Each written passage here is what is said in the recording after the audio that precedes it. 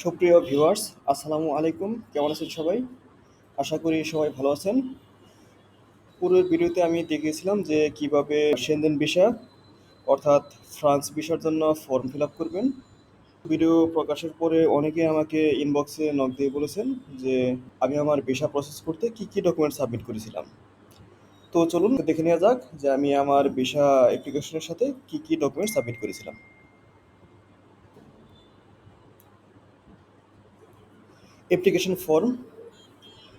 Application form যেটা আপনি France এম্বাসির website থেকে ফিল করবেন, সেই ফর্ম। ওই ফর্মের চতুর্থ পাতায় আপনার স্বাক্ষর করতে হবে। 2 কপি ছবি, ছবি ল্যাব প্রিন্টের এবং ছবির সাইজ 35x45 হতে হবে। ব্যাংক স্টেটমেন্ট, পার্সোনাল এবং কোম্পানি উভয় অ্যাকাউন্টের ব্যাংক স্টেটমেন্ট প্রয়োজন হবে। ব্যাংক স্টেটমেন্ট অবশ্যই বিগত 6 মাসের হতে হবে। উভয় অ্যাকাউন্ট অর্থাৎ পার্সোনাল এবং কোম্পানি উভয় প্রকার অ্যাকাউন্টের ব্যাংক সলভেন্সি সার্টিফিকেট প্রয়োজন হবে।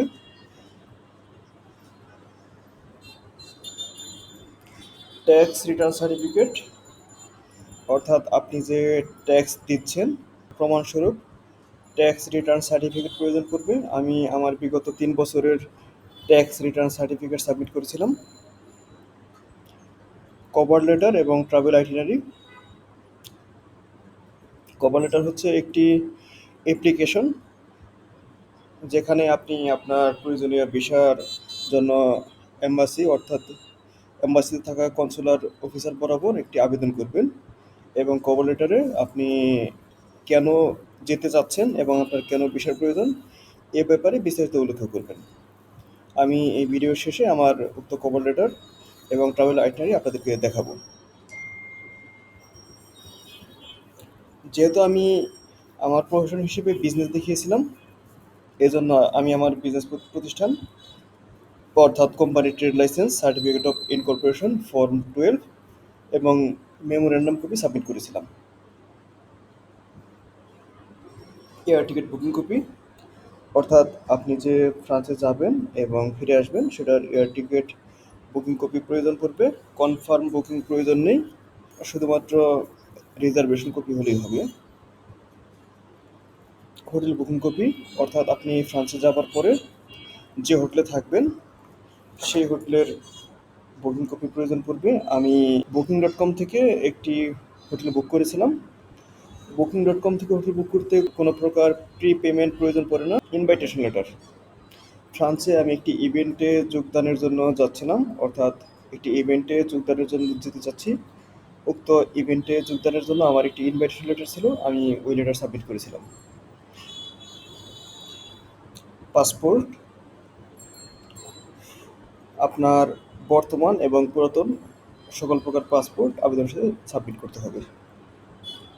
ট্রাভেল হিস্টোরি অর্থাৎ আপনি পূর্বে যেসব দেশে ভ্রমণ করেছেন আপনার ভিসা পেজের কপি এবং যেসব পেজে স্ট্যাম্প পড়েছে ওইসব পেজ স্ক্যান করে সেটাকে প্রিন্ট করবেন। এনআইডি কার্ডের কপি অর্থাৎ আপনার যে বাংলাদেশ ন্যাশনাল আইডি কার্ড, ওই আইডি কার্ডের কপি প্রয়োজন পড়বে। ভিজিটিং কার্ড, যদি আপনি বিজনেস পারসন অথবা জব হোল্ডার হয়ে থাকেন সেক্ষেত্রে আপনার ভিজিটিং কার্ড প্রয়োজন পড়বে। কোম্পানি থেকে এনওসি, এটা সাধারণত যারা জব হোল্ডার তাদের জন্য প্রয়োজন পড়ে। আমি আমার জন্য এটা নিয়েছিলাম আমার কোম্পানির চিফ অপারেটিভ অফিসার ওনার কাছ থেকে। ট্রাভেল মেডিকেল ইন্স্যুরেন্স, এটি প্রয়োজন পড়বে।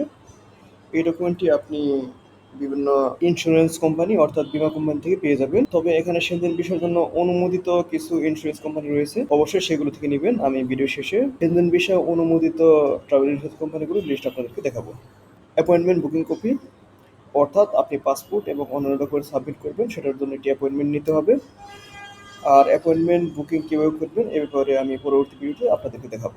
এখানে উল্লেখ্য যে সকল ডকুমেন্ট অবশ্যই 2 সেট করে সাথে নিতে হবে এবং উভয় সেটের ডকুমেন্ট শর্টিং একই অর্ডারে হতে হবে। আমি এক সেট কালার কপি এবং আরেক সেট সাদা কালো কপি নিয়েছিলাম। সাদা কালো কপিটি রেখে দিয়েছি এবং কালার কপিটি ফেরত দিয়েছে মূল কপি হিসেবে। আর যে সকল ডকুমেন্ট বাংলায় অথবা অন্য ভাষায় সে সকল ডকুমেন্ট অবশ্যই ইংরেজিতে নোটারাইজ করে নিতে হবে। ডকুমেন্টগুলো কিন্তু স্টেপল করা যাবে না, আপনি চাইলে পেপার ক্লিপ দিয়ে আটকাতে পারেন। আশা করছি আপনারা জেনে গিয়েছেন যে ভিসা অ্যাপ্লিকেশন সাবমিটের সাথে কি কি ডকুমেন্ট সাবমিট করতে হয়। তো এবারে চলুন দেখে নেওয়া যাক যে আমি কি কি ডকুমেন্ট সাবমিট করেছিলাম। এটি হচ্ছে অ্যাপ্লিকেশন ফর্ম। অ্যাপ্লিকেশন ফর্মের ২টি অংশ থাকে। এখানে ১ থেকে ৪ পর্যন্ত হচ্ছে অ্যাপ্লিকেশন ফর্ম এবং বাকি ২ পেজ হচ্ছে রেজিস্ট্রেশন রিসিপ্ট। রেজিস্ট্রেশন রিসিপ্টের মধ্যে আপনার কী কী ডকুমেন্ট প্রয়োজন পড়বে তার একটা শর্ট লিস্ট এবং ক্যাটাগরি পেয়ে যাবেন। আর সেই সাথে আপনার ভিসা ফি কত সেটিও পেয়ে যাবেন।